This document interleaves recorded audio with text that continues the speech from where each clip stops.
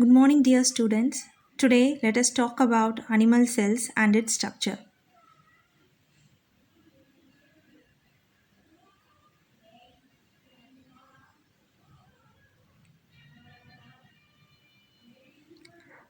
Animal cells are the basic structure of the cell and its components. Cell is the structural and functional unit of living organisms. It has three main parts. Each parts have the special functions to do. The first is the cell membrane, which is the lipid bilayered membrane and has protein in it.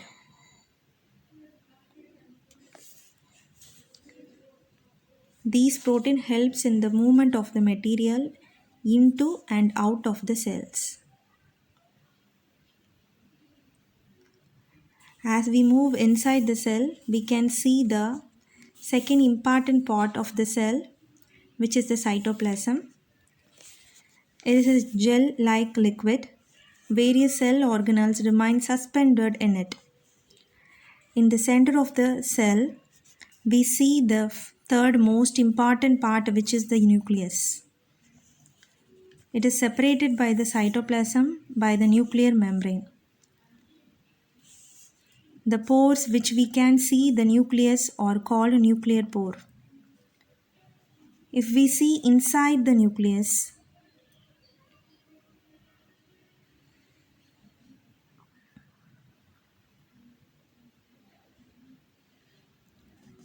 we can see many interconnected material which looks like a massive thread.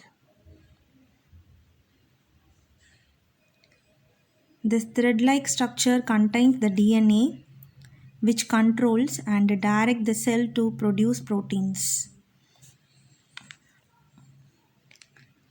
Moving out of the nucleus, we can see small rounded structure called ribosomes.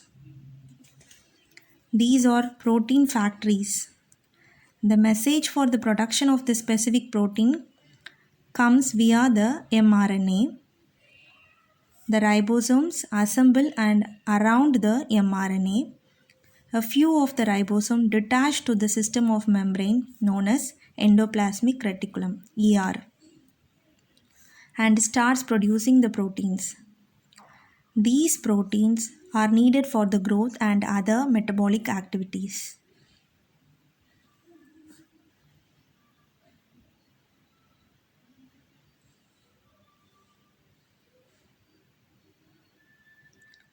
After the protein production is pushed inside the ER, it moves along the tubes is called the Golgi body. They are flat and folded sacs and act like a post office of the cell. Proteins and other materials are packaged and stored in the Golgi bodies. When a molecule needs the material, it will be releasing out the essential components to the other organelles. These are nutrient molecules and are absorbed by small organelles called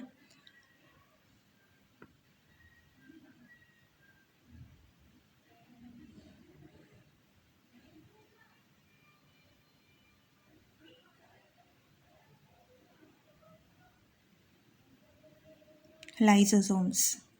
It contains enzymes that digest the protein. Then, where does the cell gets energy to do all these work? The organelles responsible for this work is mitochondria. These releases energy that the cell can use to do various life processes. That's all about the animal cell structure. I hope you are very clear about the structure of the animal cell and what is happening inside the animal cell. Next, we are moving on to the shape of cells. Cells are of different shapes normally. They are correlated with their functions. Some cells are oval or round, while certain others are elongated. Some are branched like the nerve cells or a neuron. Some of our white blood cells are amoeba like with irregular boundaries. That's all today's class. Thank you, dear students.